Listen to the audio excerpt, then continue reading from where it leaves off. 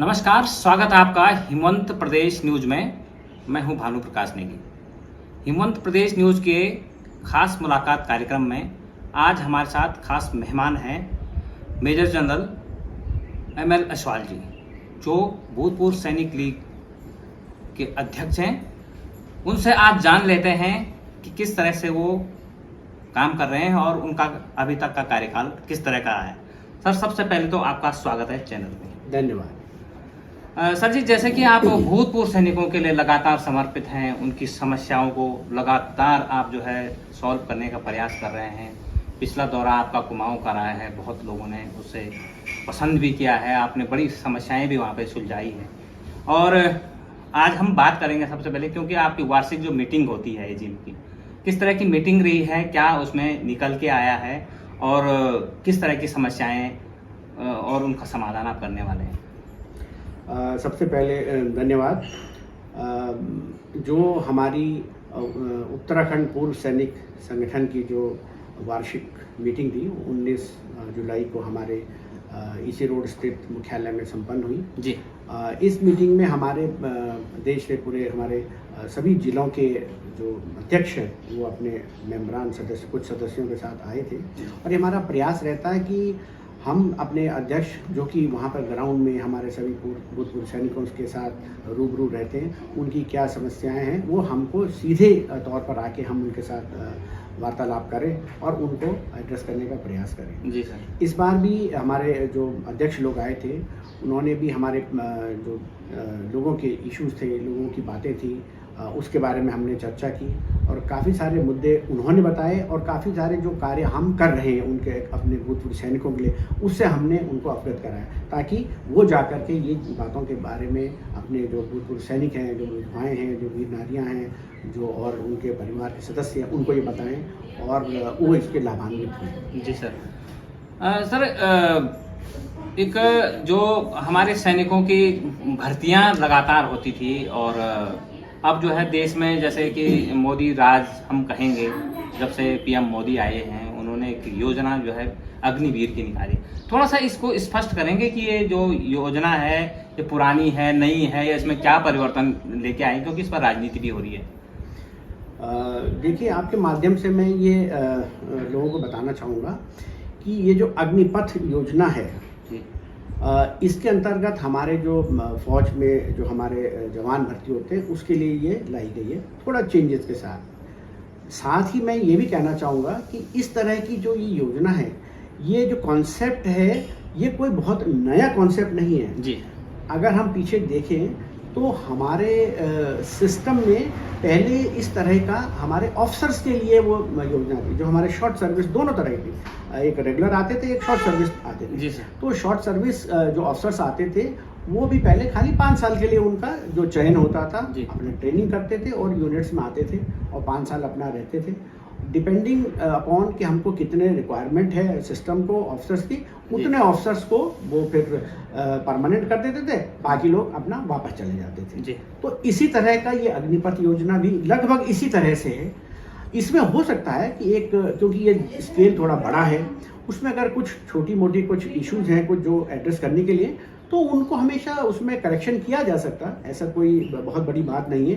पर ओवरऑल अगर हम उसमें देखें तो इसको अगर हम 2 तरह से इस योजना के बारे में अगर हम अपने ध्यान केंद्रित करें, एक तो किस तरह से ये आ रहे हैं जी, और फिर जो यूनिट में रहते हैं वो चीज़ देखते हैं ट्रेनिंग वगैरह के बाद। तो पहले अगर हम पहले का हिस्सा देखें कि ये कैसे आ रहे हैं, तो मेरा ये मानना है कि जिस तरह से पहले भी लोग आते थे, जिस तरह पहले भी रिक्रूटमेंट होता था, हालांकि क्योंकि नंबर ज़्यादा होने के कारण अभी उनका रिटन पहले हो जाता है, बाकी उनकी फिजिकल मेडिकल बाद में होता है, यही चेंज है, उसमें कोई बहुत बड़ी बात नहीं है। परंतु जो लोग आ रहे हैं, ऐसा नहीं हम कह सकते कि अब ये इस योजना के बाद लोग नहीं आ रहे। अगर आप भर्ती जब होती है, रैलीज जब होती है, ग्राउंड के ऊपर आप जाएं, वहाँ पे हज़ारों की तादाद में युवा आ रहा है। और क्योंकि ये वॉलंटरी वो है, जॉब है, वॉलंटरी सर्विस के लिए आ रहा है, तो उसमें आने वालों की कोई कमी नहीं है। जो युवा प्रयास करना चाहते हैं आने के लिए, उनमें पहले और अब में कोई कमी नहीं है, वो उतने ही आ रहे हैं, लगभग बराबर ही हैं, कोई उसमें दिक्कत नहीं है। तो एक तो ये इनटेक का है, तो इसमें तो कोई बोलने की बात ही नहीं है जी। अब जब वो यहाँ आ जाते हैं और अपना ट्रेनिंग के बाद यूनिट में आते हैं, तो उसमें भी ट्रेनिंग में क्योंकि अब उनको जोश ज़्यादा है कि भैया मुझको जो 1% उन्होंने फिक्स किया हुआ है कि इन्होंने इतना परमानेंट होंगे, बाकी लोगों के लिए और व्यवस्थाएं की जाएंगी, तो उसके लिए वो जोश खरोश के साथ अपना ट्रेनिंग करते हैं और उसमें और अच्छा अपना प्रदर्शन देते हैं। तो देखिए इसमें यूनिट और जो ऑर्गेनाइजेशन है उसको कोई घाटा नहीं है, क्योंकि उसको तो बेस्ट बंदा मिल रहा है और देश की सुरक्षा के साथ हम कोई कॉम्प्रोमाइज़ नहीं कर सकते जी। तो उसमें ना कोई कॉम्प्रोमाइज़ हो रहा है, क्योंकि बेस्ट बंदा जो है वो छांट करके आ रहा है और बेस्ट यूनिट में रहेगा। तो यूनिट वाले के लिए तो इससे अच्छी और क्या बात हो सकती है। और उससे अगर हम देश की सुरक्षा को जोड़ें तो उसमें तो देश की सुरक्षा में तो कोई दिक्कत ही नहीं, उसमें तो और बल्कि हमको अच्छा होने का मिल रहा है। हाँ, जो ट्रेनिंग का है वो ऑर्गेनाइजेशन में अगर कुछ रिक्वायरमेंट हो तो उसमें चेंजेस हो सकते हैं, इवन अगर कोई और में भी हो तो उसमें चेंजेस किया जा सकता है। जी सर, इसमें एक बात ये भी आ रही है कि जैसे अग्निवीर है और जो परमानेंट पुराना हमारा सैनिक है, उनके बीच में थोड़ा ये बात भी आई है कि जो अग्निवीर वाला है वो बोलता है कि हम क्यों ड्यूटी करें, हमारा तो 4 साल का है और आप लोगों का तो परमानेंट है, और तो इसमें थोड़ा सा एक गैप भी पैदा हो रहा है। इस तरह की जो भ्रांतियां पैदा हो रही है या इस तरह का जो गैप पैदा हो रहा है, उसके लिए भी कुछ कहेंगे आप? देखिए, जो एक जवान ये जो भर्ती होके आ रहा है उसकी तरफ से कोई इशू इसमें नहीं है। ये एक माहौल इस तरह का कुछ क्रिएट किया जा रहा है या हो रहा है जो उसको थोड़ा निगेटिवली प्रोजेक्ट किया जा रहा है, जो कि ऐसा ग्राउंड पे सिचुएशन नहीं है। अभी पहला बैच ऑलमोस्ट उनका ट्रेनिंग पूरा होने वाला, वो पास आउट होने वाले, और वो जब यूनिट में यूनिफॉर्म पहनता है और यूनिट में जब काम कर रहा है उसके मन में ये चीज़ें आती ही नहीं है, इस तरह की बातें उसके मन में नहीं है। उसको तो है जब तक रहना है मैंने अपना अच्छे से अच्छा प्रदर्शन करना है ताकि मुझको इसमें जो परमानेंट रिटेन होना है उसमें आऊँ।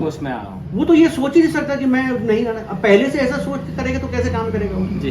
वो तो हर एक जवान अच्छी तरह से यूनिट में काम कर रहा है, उसके दिमाग में चीज़ें नहीं आ रही। ये तो एक भ्रांति सी फैलाई जा रही है, क्योंकि मैं समझता हूँ कि जो हमारी सुरक्षा जो व्यवस्थाएं उसके ऊपर इस तरह का करना उनके मोराल को कहीं ना कहीं इफेक्ट कर सकता है, तो ये इससे नहीं करना चाहिए। सर, एक बात ये है कि जैसे अग्निवीर योजना के बाद माना जो है रिटायर्ड आ जाता है, तो उसके लिए किस तरह की सरकार की योजनाएं हैं, वो जो है किस तरह से अपने भविष्य को श्योर करे, चाहे स्वरोजगार के क्षेत्र में हो, चाहे वो जो है अन्य जो है नौकरियां करे, या जो है ये भी चलाए जा रहे हैं कि यार 4 साल का जो शॉर्ट पीरियड है उसके बाद जो है हम क्या करेंगे, तो उसमें आप क्या कहेंगे? देखिए, मैं ग्राउंड पर जाता हूँ, लोगों को मिलता हूँ। अभी पीछे मैं एक गांव में गया हुआ था जी। तो स्कूल से ही उसका रास्ता जा रहा था, तो मैं रुक गया वहाँ पे। तो कुछ बच्चे थे वहाँ पे, तो मैंने उनको बोला बेटा तुम क्या कर रहे हो, तुम अग्निवीर के लिए अपना कोशिश करो। वो बोलते क्या है अग्निवीर में क्या है? मैंने कहा ऐसा कैसे आप कह सकते हो बेटा। फिर मैंने उसको पूरा समझाया, आप यहाँ पर अभी 12वीं करने वाले हो, आपके स्कूल से 12वीं करके जो 4 साल जिस बच्चे को हो गए वो क्या कर रहे हैं? तो उसने सर वही गाँव में घूमता रहता हूँ आवारा। तो मैंने कहा देखो, अभी आप बोल लो कि ये ऐसे ही और वो ऐसे घूम रहा है, उसके हिसाब से अगर आप कंपेयर करो, अगर कोई बच्चा अपना 12th करने के बाद अगर वो अग्निवीर उसमें चला गया था और 4 साल का अगर बाई चांस किसी कारण से उसका नहीं हो पाता और वो घर आता है, तो उसने देखो 4 साल में तो इतना, मैंने उसको लिख करके समझाया, मेरे पे पेन नहीं दबाने, जमीन पे मिट्टी में ही लिखा जी, कि मैंने कहा देखो इतना उसने कमाया, इतने साल वो रहा, कहाँ वो गया, कहाँ कभी यूनिट यहाँ कभी वहाँ, घर आना जाना सब कुछ उसने किया, कोई फ्री कोई दिक्कत नहीं रहा। और अब उसने इतना कमा लिया पैसा, अब जब वो आएगा उसको इतना सरकार देगी, इतना उसका जो ग्रेच्युटी वगैरह है जो परसेंटेज उसको मिलेगा, तो उसे कम से कम उसके पास नहीं भी तो 25-30 लाख रुपए उसके पास होंगे जी, जिससे वो एक बड़ा स्वरोजगार पैदा करे। मैंने कहा ये 25-30 लाख रुपए जो तुम्हारा 4 साल का कुछ ना करने वाला गांव में घूम रहा और एक ये आए जी, अब बताओ तो उसकी आंखें खुली रह गई, वो विश्वास नहीं हुआ कि ऐसा भी हो सकता है जी। कहता सर हमने ऐसा सोचा नहीं। तो मैंने कहा देखिए अभी उसके पास इतना पैसा है तो वो क्या नहीं कर सकता अगर खुद करना चाहिए। अदरवाइज गवर्नमेंट की भी स्कीम्स वगैरह वो पूरे चल रहे हैं प्रयास कि उनको किसी न किसी तरह से अग्निवीर को स्पेशल उनके लिए कुछ रिजर्वेशन रखा जाएगा, पैरामिलिट्री फोर्सेज में हो चाहे कॉर्पोरेट हाउसेज में, सब है उसकी व्यवस्था अभी थोड़ा चल रही है, वो हो जाएगी, ज़्यादा समय नहीं लगेगा, सुचारू रूप से हो जाएगी। पर अगर वो खुद का भी कुछ करना चाहता है तो उसके पास इतना पैसा है। अभी देखिए ये 4 धाम में यात्रा में आप देखिए कितना हमारे पास टूरिस्ट आता है जी। अगर वो उस पैसे में 2-3 गाड़ियां ही लगा करके उन्हीं का संचालन करने ठीक से लगे, कर ले जी। ठीक से कर ले, देखो कितना हो जाएगा। जी। टूरिस्ट इतना आ रहा है तो वो कुछ नहीं, भारी होम संभावना स्टेज है, जी। होम स्टेज है, अगर उसके अंदर कुछ इंटरप्रेन्योरल स्किल्स हैं, अपना कुछ ना कुछ वहाँ पे कहीं ऐसी जगहों के ऊपर आप देखिए, आप जाइए यहाँ से बद्रीनाथ, केदारनाथ, गंगोत्री, रास्ते भर में आपको देखो सेटअप्स हैं, होम स्टेज खुले हुए हैं। सरकार उनको इतने होम स्टे बनाने के लिए आर्थिक रूप से उनकी मदद करती है। और अभी तो मैं कल परसों ही पढ़ रहा था, वो पोर्टल्स सारे उनके जो है ऑनलाइन हो गए, तो लोग कहीं से भी कर सकते हैं, उनको हर तरह की मदद उनको मिल रही है। तो इसमें तो कोई ऐसा दिक्कत की बात नहीं। प्लस अगर ये जो अग्निवीर है, अगर बाद में कहीं भी जो सरकार इनको जो जॉब दिलाएगी उसके अलावा किसी और में जाना चाहता है तो उसकी पर्सनैलिटी देखिए 4 साल में कितनी निखर जाएगी, कितना उसका कॉन्फिडेंस लेवल बढ़ा रहेगा, कितना उसने हैंडल किया होगा, उसने वहाँ पर अपना उसको मेडिकल के बारे में बताया गया होगा, उसको अपने फिजिकल उसके बारे में बताया गया, उसको वेपन हैंडलिंग के बारे में बताया होगा। तो वो एक ट्रेन एब्सोल्युटली, चाहे कहीं डिजास्टर मैनेजमेंट में उसको नौबत कहीं जरूरत पड़ती है, वो आगे बढ़ करके आएगा। तो वो एक अलग तरह का सिटीजन होगा, हमारा नागरिक, वो एकदम बिल्कुल ट्रेन नागरिक होगा, जो कि देश के लिए कभी कुछ रिक्वायरमेंट हो तो आगे मारमेंट निकल लेते हैं, कोई दिक्कत नहीं है। बिल्कुल सर। इसमें जो है एक बात ये भी आ रही है कि जैसे कृषि का क्षेत्र है, मिलेट्स पे सरकार का बहुत फोकस है और उसके जो है दाम भी बहुत ज्यादा है, और जैविक खेती की अगर बात हो रही है तो उसमें भी तो ऑप्शनल हो सकता है। देखिए वो अगर फिजिकल अपना जो उसने काम किया और फिजिकली फिट बंदा हो, अगर हमारा वो 24-25 साल का तो एकदम इतना यंग अगर वो इसमें करना चाहता है तो इसमें तो जीत ही की सिचुएशन रहेगी उसके लिए, क्योंकि हम इतना प्रमोशन स्टेट की तरफ से दिया जा रहा है और केंद्र की तरफ से भी मिलेट्स के ऊपर, अगर वो ये लगाने लगे हो तो ये इसका आपको गेहूं जाओ 24-25 रुपए किलो आपको मिलता है और मिलेट देखिए आप 50-60-70 रुपए किलो से नीचे कम कोई है ही नहीं। सब्जियां हैं, कुछ भी करना चाहिए, मेहनत करना चाहिए। मेहनत अगर कोई करेगा तो उसमें वो तो हमेशा जीतेगा। जी निश्चित तौर पर सर। और आगामी समय में 26 जुलाई को जैसे कि कारगिल विजय दिवस आता है,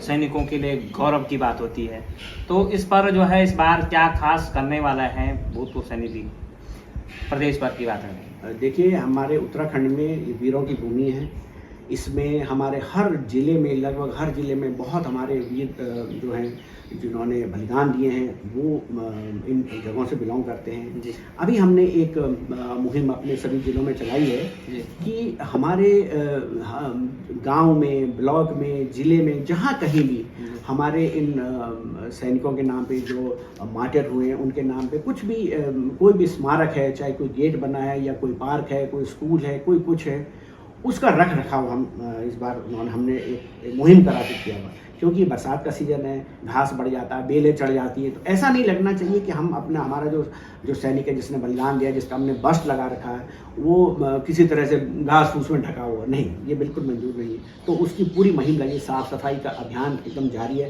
ताकि किसी कोई भी देखता है तो अच्छा सा एक मेंटेन्ड अगर कोई मेमोरियल दिखता है तो उसके हमारी श्रद्धा उसके प्रति और बढ़ जाती है। तो ये पूरे हमारे प्रदेश में हमारे सब जगह सभी भूतपूर्व सैनिक इस मुहिम में लगे हुए हैं, और मैं आपके माध्यम से लोगों से भी अपील करना चाहूँगा, अगर कोई कहीं पर इस तरह का दिखता है तो उसको आप एक कदम आगे बढ़ करके उसके थोड़ा रख रखाव में अपना भागीदारी दीजिए और उनका सम्मान बढ़ाइए। जी निश्चित तौर पर, ताकि हमारे सैनिकों का सम्मान बढ़ा रहे।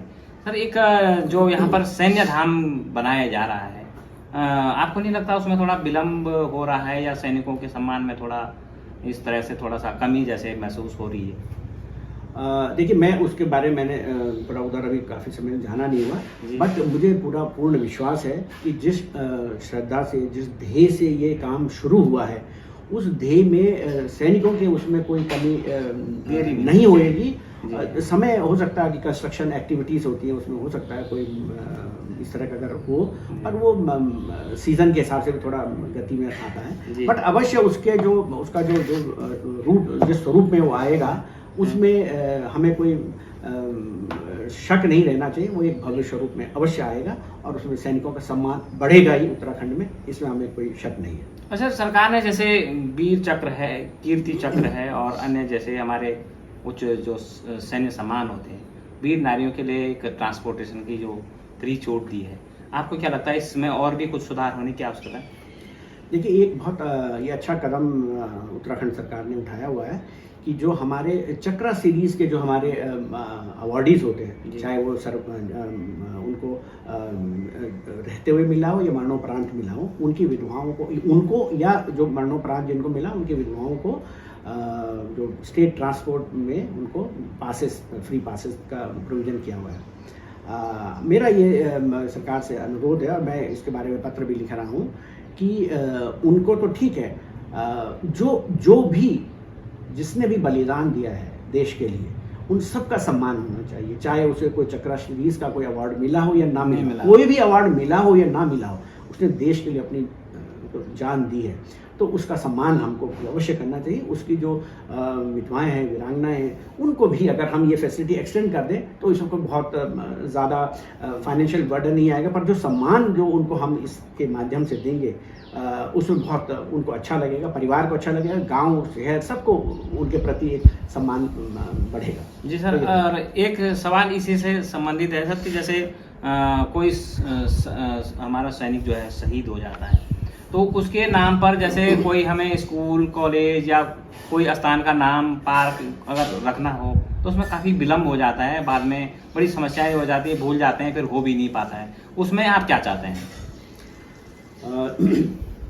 देखिए, ये एक हमारे मुख्यमंत्री जी की बहुत अच्छी ये स्कीम उन्होंने शुरुआत की थी, इसका अनाउंसमेंट किया था कि जो भी हमारा कोई बलिदानी होता है उसके नाम पे उसको सम्मान करने के लिए, ताकि लोग उसकी शहादत को हमेशा याद रखें, उसके नाम पे कुछ ना कोई स्कूल, पार्क, कोई गांव का कोई सड़क, कोई गेट, कुछ इस तरह के कुछ हो ताकि याद रहे। तो वो कुछ तो शुरू में हुए हैं, बट मैंने थोड़ा ऑब्जर्व इस तरह किया, मैं जब जाता हूँ विजिट के लिए तो लोग मेरे पास आते, साहब हमारा ये था, ये बलिदान हुआ, इसका मार्टियर हुए थे, अभी तक इनका नहीं हुआ, अभी तक नहीं हुआ।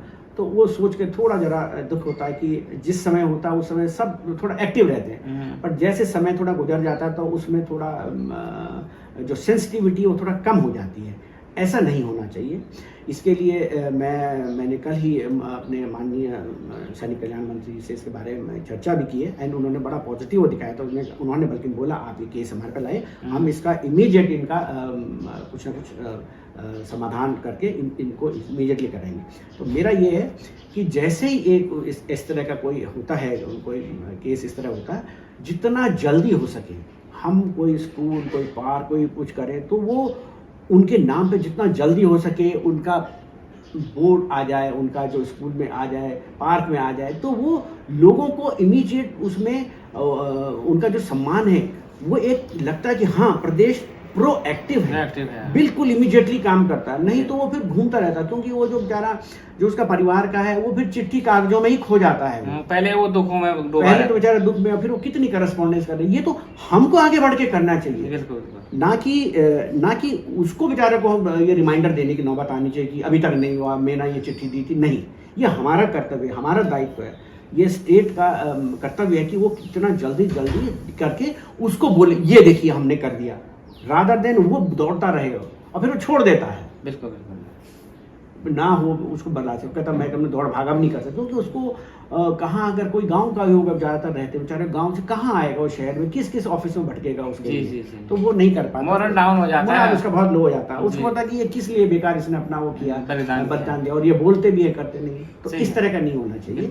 ये प्रोएक्टिवली स्टेट एडमिनिस्ट्रेशन की तरफ से ये प्रोएक्टिवली उनको होना चाहिए कि कोई किसी चीज़ को जरूरत है तो इनको मांगना चाहिए, दीजिए, मतलब उसमें देना क्या है, वो हुआ है, ये तो सबको पता है, उसने अपना बलिदान दिया है, उसमें हम कागजी कार्रवाई में उनको इस पर्टिकुलर मुद्दे को अगर ना फंसाएं और इमीडिएटली कर दें तो सम्मान बढ़ेगा। इससे बड़ा और कोई सम्मान नहीं हो सकता। जी सर, और जिस तरह से अभी पूरा डिजिटल हो रहा है, पूरा जिस तरह से पूरा सरकार ही डिजिटल हो गई है, और उसमें जो है अब जो पुराने रिकॉर्ड हैं या भूतपूर्व सैनिक हैं, वीर नारियां हैं, उनको बड़ी समस्याओं का सामना करना पड़ रहा है। तो इसके लिए भी भूतपूर्व सैनिक लीग जो है कुछ सोच रहा है। ये आपने बहुत ही अच्छा और बड़ा करंट और सेंसिटिव मुद्दा आपने ये उठाया। स्पर्श में भी माइग्रेशन हो रहा है, और वो एनालॉग या जो वैसे जो रिकॉर्ड्स बैंक वगैरह पा रहे थे वो अब डिजिटल हो रहे हैं, और वो हमारे PCDA उसको वहाँ पे स्पर्श का ये फैसिलिटी किया है। तो ये थोड़ा माइग्रेशन में दिक्कतें आ रही हैं, और मैं भी जब जाता हूँ गांव वगैरह में तो उसमें लोग वहाँ पे इस चीज़ पे काफ़ी ये मुद्दा उठाते हैं, और यह है भी इशू, मैंने भी देखा है। अब वो वहाँ पर एक तो वो जो लेडीज़ हैं या जो विधवाएं हैं वो ज़्यादातर अनपढ़ हैं, मैं सही आपको बता रहा हूँ, और वो बेचारी इतना परस्यू नहीं कर सकती हैं, किसके पास जाएँ, कहाँ जाएँ। तो इसके लिए हमने हमारा ये प्रयास चल रहा है कि जिलेवार कुछ इस तरह से इनकी आउटरीच प्रोग्राम में पीसीडी अपना पूरा इक्विपमेंट सिस्टम ऑथराइज्ड पावर्स के साथ वो वहाँ पर आएँ, उनके साथ जो भी कुछ कागज देखने हैं, थोड़ा बहुत वेव ऑफ भी करना है, वो ग्राउंड पे उनके पास हैं नहीं होंगे, पर वो हैं, विधवाएं हैं, उनकी दिक्कतें हैं, उनको वहाँ पर एक सेंसिटिविटी के साथ उनको अगर रिजॉल्व कर ले, ताकि उनको कोई दिक्कत ना हो और उनकी जो पेंशन वगैरह है वो आराम से उनको आती रहे, इससे बड़ी उनकी मदद और कोई नहीं हो सकती। तो ये हम प्रयास कर रहे हैं कि इस तरह वो आके वहाँ रुके, 2, 4, 5 दिन रुके। एक बार की बात है, एक बार रिजॉल्व हो जाएगा, क्योंकि अब जो नए जो पेंशनर्स आ रहे हैं उनके लिए तो ये सारा रिजॉल्व होता हुआ आ रहा है, उनके लिए दिक्कत नहीं, पर जो पुराने उनके लिए दिक्कतें हैं, उनके लिए जब तक इस तरह की व्यवस्था हम नहीं जुटा पाएंगे तो थोड़ा दिक्कत रहेगी। जी सर, और सर इसमें एक बात ये भी आ रही है कि कुछ भूतपूर्व सैनिक जो है 1 रैंक 1 पेंशन को लेकर के परेशान जैसे हैं, आपका इसमें क्या मत है? देखिए, हमारा इसमें ये कहना है कि जो भी इसमें सिस्टम के हिसाब से आपने करना है वो सबके लिए करे, उसमें कोई भेदभाव ना करे, और इस डिले भी ना करें, ताकि लोगों को जो उनकी अपेक्षाएं हैं और जो चीज़ सही है वो उनको मिलनी चाहिए और समय पर मिलनी चाहिए, ताकि आक्रोश ना हो, आक्रोश की नौबत आनी ही नहीं चाहिए। जब उनको मालूम है, ये सबको मालूम है कि उनका ये सिस्टम है, इतना ये मिलना चाहिए, तो वो उसको जो टेबल्स हैं वो सही टेबल बने, समय पर बने, उनको मिल जाए। किस लिए उनको बाहर आने की नौबत है? इसके लिए जो अधिकारी है, जो ऑफिस है, उनका काम ही है कि इस चीज़ के ऊपर वर्कआउट करना, तो वो सही से वर्कआउट करके और इसको समय पर लाए, यही हमारी मांग है। जी सर, और अंत में जो हमारे भूतपूर्व सैनिक हैं, वीर नारियां हैं, उनके लिए क्या मैसेज देना चाहते हैं कि आप उनके लिए कितना समर्पित हैं, क्या आप करने वाले हैं उनके लिए? देखिए, हम उत्तराखंड एक्स सर्विसेज लीग की तरफ से हम प्रयास करते रहते हैं कि उनकी समस्याओं को इस तरह से हम कम से कम उनकी हों। इसके लिए हम ही अकेले नहीं है जो कि उनकी समस्याओं का समाधान कर रहे हैं, सारी एजेंसीज है, और हम कोई ऐसा स्पेसिफिक क्रेडिट लेने के उसमें नहीं रहते। हमारा जो मेन फोकस है कि उनकी समस्याएं दूर होनी चाहिए, चाहे वो जिले में जिला सैनिक कल्याण अधिकारी हर एक जिले में पोस्टेड है, उनके रिप्रेजेंटेटिव्स हैं, उन्होंने ब्लॉक में, सबको मिलजुल करके काम करना चाहिए, और ये जो भी समस्याएं ग्राउंड पे मिलती है उसको समाधान करें। हमारे जब कहीं से नहीं होता तब हमारे पास भी लोग आते हैं समस्याओं को लेकर, हम भी उनका समाधान करने का प्रयास करते हैं। सबको मिलजुल के करना चाहिए। इसमें एक मैं ये करना चाहूँगा कि अगर ये जिले लेवल पर ही समस्याओं का समाधान हो जाए तो ये आगे नौबत नहीं आए। वहाँ पर जो है ये एक जिला अधिकारियों को निर्देश है कि वो 3 महीने में एक बार सैनिक परिषद की एक मीटिंग बुलाए, उसमें जो अफेक्टेड लोग हैं सब वहाँ पे आए, और पूर्व सैनिक भी वहाँ पर आए, और उनका स्वयं समाधान हो जाए। कलेक्टर से बढ़कर और कौन है जिले में? ये थोड़ा इसमें कुछ जगहों के ऊपर ये थोड़ा कार्यान्वित सुचारू रूप से नहीं हो पा रहा, इसलिए शायद उनकी थोड़ा समस्याएं वो वहाँ पर नहीं हो पा रही, इसलिए ऊपर आ गई। तो अगर ये व्यवस्था जो है होनी चाहिए, वो अगर ग्राउंड पर ठीक ठाक चलती रहे तो कोई दिक्कत ही नहीं है। और अदरवाइज हम तो बैठे ही हैं, अगर कोई कहीं से नहीं होता तो हम तो हमारे पास आए, हम किसी को कोई भी आ सकता है, ऐसा कोई हमारा वो नहीं है। जी सर। सर, हिमवंत प्रदेश न्यूज़ से खास बातचीत के लिए बहुत बहुत धन्यवाद। धन्यवाद। तो ये थे हमारे साथ उत्तराखंड एक्स सर्विसमैन लीग के अध्यक्ष मेजर जनरल एमएल असवाल जी, जिनका साफ तौर पर कहना है कि आपके लिए हर तरह की समस्या का समाधान हम ढूंढेंगे, और कभी भी कोई भी अगर समस्या आपके पास हो तो आप बेफिक्र हो करके हमारे पास आ सकते हैं। तो मिलेंगे आपको एक नए मेहमान के साथ, तब तक के लिए नमस्कार।